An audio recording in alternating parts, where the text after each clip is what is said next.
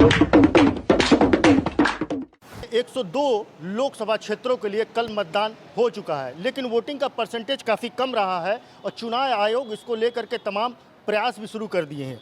आज हम वाराणसी के लोकसभा क्षेत्र में हैं, जहां चाय सियासत के नाम से चाय की दुकान है और बनारस में अगर हम हैं और दुनिया के सबसे हॉट सीट पे हम हैं, जहां से प्रधानमंत्री नरेंद्र मोदी तीसरी बार जो है यहां से प्रत्याशी चुने गए हैं, और ऐसे में सियासत की बात यहां ना हो, ये भला कैसे हो सकता है।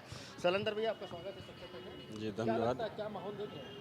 माहौल तो बहुत अच्छा है। जनता इस बार इंतजार कर रही है अपने मत को देने के लिए, लेकिन जनता एक चीज़ चाह रही है कि जो मैं मत दूं, ये मुझे एहसास हो जाए कि मैं किसको मत दे रहा हूं। तो माहौल किधर का लग रहा है, हवा किधर की? देखिए 10 साल लोगों ने देख लिया। 10 साल में जनता त्राहि त्राहि कर रही है। बेरोजगारी बढ़ गई, महंगाई बढ़ गई, गरीबी और बढ़ गई। 5 किलो राशन की बात होती है। 5 किलो राशन तो पहले की सरकारें देती आई हुई हैं। इसलिए जनता इस बार जो है जुमला सुन सुन के त्रस्त हो गई है। इस बार परिवर्तन तो निश्चित है, गठबंधन की सरकार बनना निश्चित है। क्या लगता है कि परिवर्तन होगा? ये कह रहे हैं कि सरकार ने कुछ किया नहीं। बिल्कुल सर, सही कह रहे हैं वो जो भैया बोले हैं, बहुत सही कह रहे हैं। इस बार बदलेगा जी। क्या आपको क्या लगता है, कह रहे हैं बदलाव? 100 में से 100% उम्मीद है। अच्छा, जी सर। बनारस में काम नहीं हुआ? नहीं, रोड तो बनी है, वो काम हुआ है, लेकिन काफ़ी भुखमरी जूझ रहे हैं।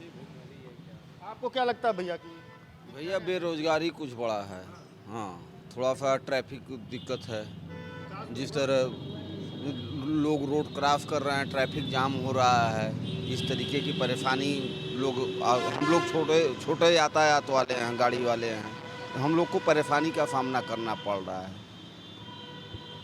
काशी की जनता है जो कुछ चटपटी बातें भी करती है, इनका कहना है कि परिवर्तन होता हुआ दिख रहा है।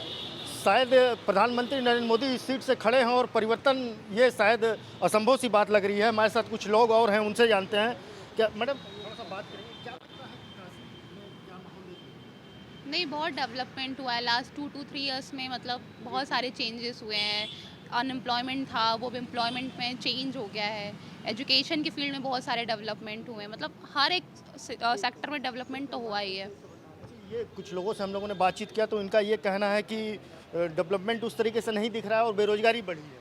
नहीं, बेरोजगारी तो कहीं से नहीं पड़ी है। अभी देखिए यंग एज में काफ़ी एम्प्लॉयमेंट के सोर्सेज ओपन हो गए हैं। यहाँ पे बहुत सारे मल्टी सेक्टर मॉल्स खुल गए हैं। इवन रेगुलर डेवलपमेंट हुआ है। अभी देखिए नाइट मार्केट एरिया न्यू, अभी एम्प्लॉयमेंट के चांसेस बढ़ गए हैं, तो एम्प्लॉयमेंट इंक्रीज हुई है। एजुकेशन सेक्टर को लेकर के सरकार बहुत प्रयास कर रही है, NEP आ गया, तमाम चीज़ें आ गई, तो इससे क्या आने वाला भविष्य देख रही है भारत का? हाँ, ऑब्वियसली बेटर ही होगा। कि ऐसा तो नहीं कि मतलब इतने सारे हमारे सोर्सेज बढ़ रहे हैं, इतने सारे फील्ड में इन्वेस्टमेंट हो रहा है, तो बेटर है पहले से। और ये फ्यूचर भी हमारा अच्छा ही होगा एजुकेशन के फील्ड में। महिला होने के नाते क्या लगता है, जो सरकार चल रही है, डबल इंजन की सरकार है या मोदी जी की सरकार है, पहले की अपेक्षा अभी क्या देखते हैं? नहीं, पहले से तो अभी बहुत बेटर है हर चीज़ में। मतलब अब फीमेल के लिए इतनी सिक्योरिटी हो गई है। लगातार एड्स वगैरह आ रहे हैं टीवी पे, रेडियो पे, कि आप ये हेल्पलाइन नंबर है। जो पहले चीज़ें नहीं थी, अब ज़्यादा एक्सेसिबल है कि आप किसी को भी एक लाइन फ़ोन करके आप अपना तुरंत वहाँ पे सपोर्ट मिल जाता है। तो ये हर चीज़ में बेटर है। ये रामलला का कुछ इफेक्ट देखती हैं? अब वो तो मतलब पूरा विजिबल ही है, वो तो इफेक्ट है ही, सब जगह है। इस तरीके से जनता का ये मानना है कि डेवलपमेंट हुआ है, लेकिन कुछ लोग और हैं, उनका ये मानना है कि जो है बनारस के अंदर जो विकास हुआ है वो तो हुआ ही है, वो तो प्रधानमंत्री की वजह से हुआ है, लेकिन जो देश के लेवल पे विकास होना चाहिए था वो नहीं हुआ है। अंदर भाई क्या लगता है कि किस तरीके से अजय राय जी लग रहा है कि टक्कर दे पाएंगे? देखिए अजय राय बनारस के लाल हैं, बनारस के काशीवासियों के पुत्र हैं, इसलिए टक्कर 1 to 1 का रहेगा। और इस बार मोदी जी ने बनारस में खर्चा किया है, पैसा बहुत दिया है, इफरात पैसा दिया है, लेकिन यहाँ का जो लाल फीताशाही है उस पैसे का दुरुपयोग किया है। न यातायात सुधरा, न सीवर सुधरी, यहाँ की कोई ऐसी व्यवस्थाएं नहीं सुधरी जो आम जनमानस का है। हाँ, मंदिर बना है, ये माना जा सकता है, लेकिन और इसके अलावा कोई विकास का कार्य, जो मूलभूत सुविधाएँ हैं, वे जनता को नहीं मिली हैं। बात हो रही थी बेरोजगारी की बात हो रही थी। हम यहाँ खड़े हैं, ये आधा किलोमीटर 1 किलोमीटर का पूरा इलाका है, तमाम रोजगार तो डेवलप दिख रहा है। नहीं, देखिए यही जो नाइट मार्केट रोजगार है, इससे कितने लोगों को रोजगार मिला, कितने % का रोजगार मिला। जैसे एक अमूल की फैक्ट्री सुन रहे हैं लगी हुई है, उसमें सुनने में आ रहा है बनारस का एक भी व्यक्ति नहीं भर्ती हो रहा है। अगर जो भर्ती हो रहा है वो तो डेली बेसिस पे भर्ती हो रहा है। जो परमानेंट वाले भर्ती वाले हैं वो सब गुजरात से आ रहे हैं। ये सब अच्छी चीज़ें नहीं हैं। तो बनारस के लोगों को कहाँ बेरोजगारी ख़त्म हो रही है।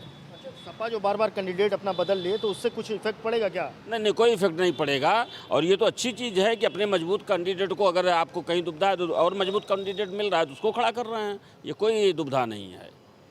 नामांकन की तैयारी हो रही है प्रधानमंत्री जी की, तो एक विशाल जनसमूह की तैयारी हो रही है। देखिए उनके यहाँ जो है, यहाँ लाल फीता शाही क्या करता है, उनके सभाओं में टोटल आंगनबाड़ी, आशा कार्यकर्ती, इन लोगों जितने विभागों के लोगों के एकत्रित कर देते हैं। तो भीड़ होना ही होना है। जब सरकारी अमला पूरा जुटा रहेगा, हर विद्यालय बंद करके उसमें सम्मिलित हो जाएंगे तो भीड़ रहेगा ही रहेगा। विद्यालय चलाना है तो आपको भीड़ लेकर जानी है, आंगनबाड़ी में नौकरी करना है तो आपको जाना है, आशा में आपका काम करना है तो आपको जाना है। तो भीड़ कोई माने नहीं रखता है।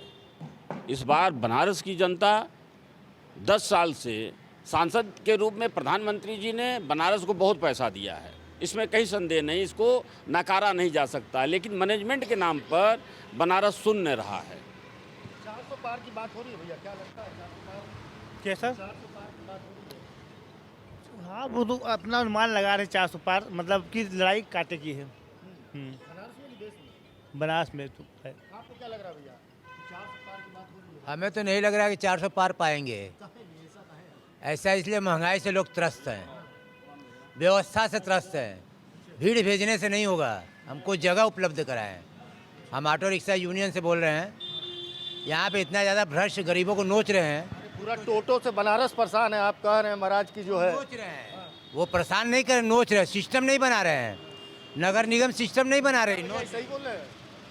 ये एकदम सही बात बोल रहा है, क्योंकि टोटो इतना परेशान कर दिया है पूरे बनारस को। यही तो हम भी कह रहे हैं कि टोटो ने तो पूरे बनारस को परेशान कर दिया। टोटो ने पूरे बनारस को परेशान कर दिया है। आप 15 मिनट जहाँ जाने का 5 मिनट का रास्ता है, वहाँ पे कम से कम 40 मिनट लगता है आपको पहुँचने में। आप यहाँ से दशा सुमेर जाने में आपको 1 घंटा से सवा घंटा लगता है, क्योंकि टोटो बीच में रहता है। 15 मिनट का समय है आपके पास। अच्छा जी, तो क्या करना चाहिए? तो एक तरीके से रोजगार की बात की जाए। रोजगार तो ये टोटो एक रोजगार है आपका, क्योंकि गरीबों का टोटो है और टोटो से चल रही उन लोग की पेट। तो इसको आउट एरिया में भेजने में ही भलाई है, और बीच में जो सिटी है उसको सीएनजी करने में ही अच्छी है। ये मेरी राय है। तो रोपवे वगैरह का कुछ असर पड़ेगा सिकंदर भाई, लग रहा है आ रहा है? नहीं, रोपवे का कोई असर नहीं पड़ेगा और रोपवे फ्लॉप हो जाएगा। आप देखिएगा रोपवे कितना यातायात को दुरुस्त करेगा। जहाँ लाखों के लोग आते जाते हैं, आप निकल जाइए पैदल, अगर आप जाना चाहें नहीं चल सकते हैं रोडों पे, इतनी जाम की व्यवस्था है, अतिक्रमण इतने हैं। यानी कि यातायात पे तो कोई काम इस सरकार ने और सांसद हमारे प्रधानमंत्री जी के द्वारा या कोई प्रतिनिधि ने किया ही नहीं। सबसे बड़ी समस्या यातायात की है यहाँ बनारस में। यातायात से पूरी जनता बनारस की त्रस्त है।